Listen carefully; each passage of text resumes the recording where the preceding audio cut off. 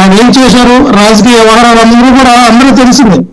మరి ఎన్టీ రామారావు గారి దగ్గరికి లక్ష్మీ పార్వతి గారి విషయాలు కానీ ఆ ఎపిసోడ్ అంతా వ్యవహరించింది మరి ఆ రోజున చంద్రబాబు నాయుడు గారిని, అలాగే మోహన్ బాబు గారిని అందరూ చెప్తూ ఉంటారు, అందరూ తెలిసిందే. సో నేనేమంటా అంటే, ఇదే మోహన్ బాబు గారు, నేనే ఇప్పుడు హెరిటేజ్ ఫుడ్ నేనే పెట్టాను, అందులో 75% 80% నాదే, దాన్ని నాకు మరి అన్యాయంగా నా దగ్గర చంద్రబాబు నాయుడు గారు కొట్టేశారు, ఆయన ఆక్రమించుకున్నారు, ఈ రోజున హెరిటేజ్ ఫుడ్ అంతా ఆయనే తీసుకున్నారని స్వయంగా మోహన్ బాబు గారే చెప్పారు. ఈ రోజున మోహన్ బాబు గారిది ముక్కుసూటితనం అండి. ఆయన మనసులో దాచుకోడు, ఉన్నది బయటకు మాట్లాడేస్తాడు. అది ఏ వ్యక్తి మీద ఏ స్థాయి దగ్గరైనా మాట్లాడాలనుకున్నది మాట్లాడేస్తాడు. లోపల ఒకటి బయట ఒకటి అన్న రకమైతే మోహన్ బాబు గారితో కాదు, మాకు అందరూ తెలిసిందే. చెప్తున్నారు గారు లేదు సార్, చిట్టుబాబు గారు ఏదో అంటున్నారు అంటే గతంలో చిరంజీవి గారినో లేకపోతే ఈ లెజెండరీ అవార్డులు ఇవి కూడా అంత బహిరంగంగా మాట్లాడి ఆ రకంగా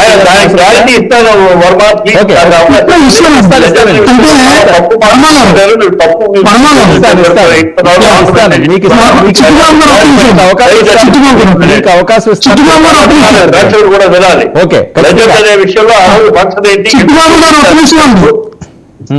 అంటే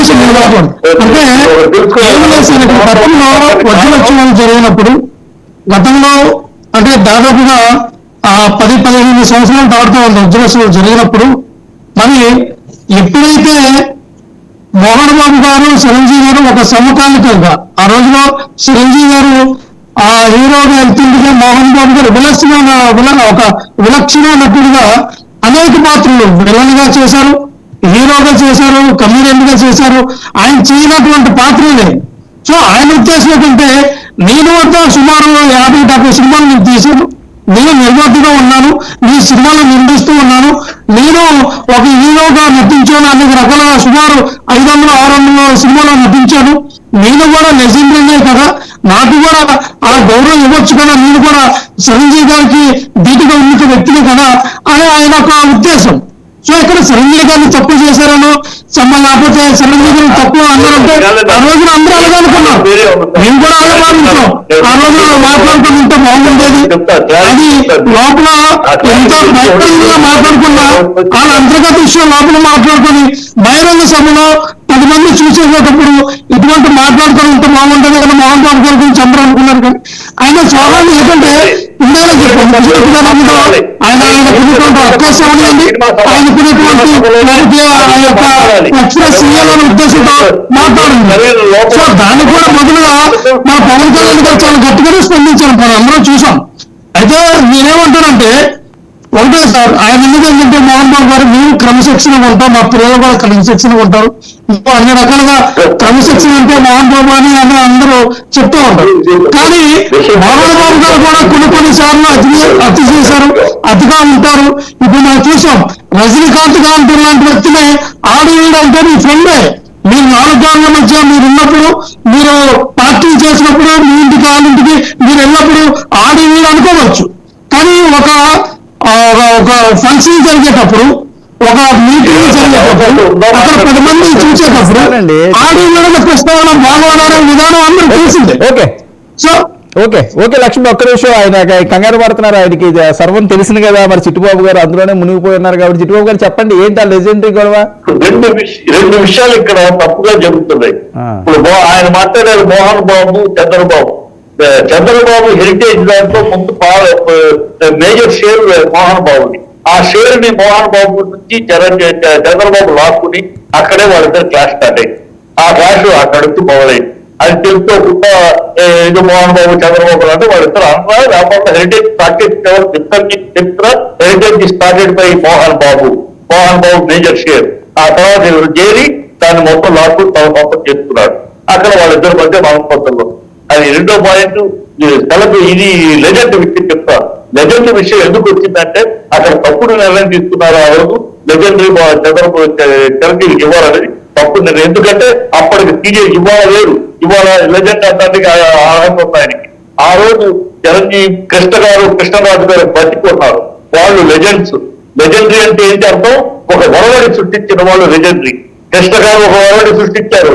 భారతదేశానికే జేమ్స్ బాండ్ కౌబాయి చిత్రాలు ఆయన పరిచయం చేశారు, ఒక సినిమా స్కోప్ ఇండస్ట్రీ తీసుకొచ్చారు, ఒక సౌత్ ఏమని తీసుకొచ్చారు.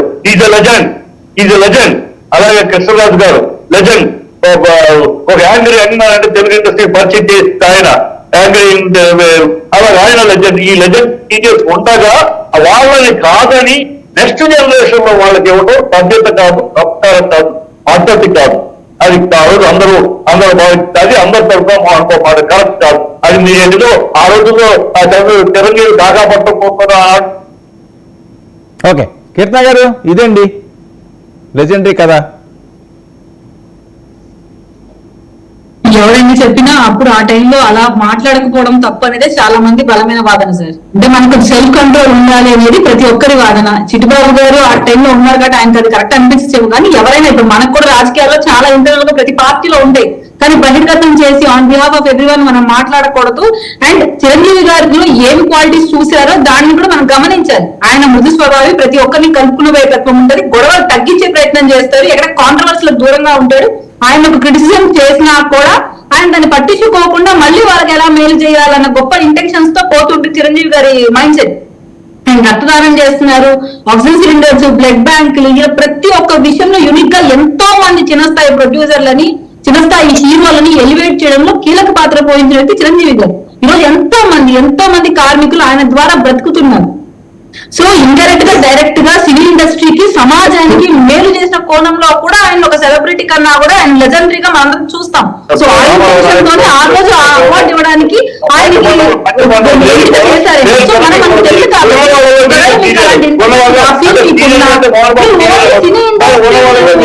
పాత్ర చేశారనే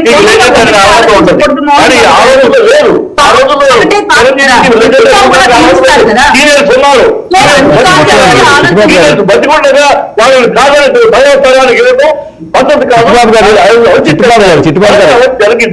తెలుసుకోకుండా మీరు ముందే మాట్లాడారంటే అందుకనే కూడా అర్థం చేసుకుని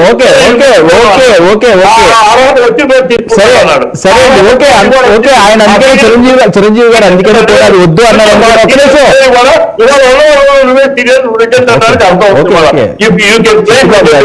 ఇవాళ చిరంజీవి లెజెండ్ ఇవ్వచ్చు. ఆ రోజు కాదు, ఆ రోజు కృష్ణరాజు గారు మహానుభావులు బతుకున్నారు. వాళ్ళు సాధించింది ఎంత, వాళ్ళు సాధించింది ఎన్ని రకాలు ఎన్నో సాధించారు. ఇండస్ట్రీ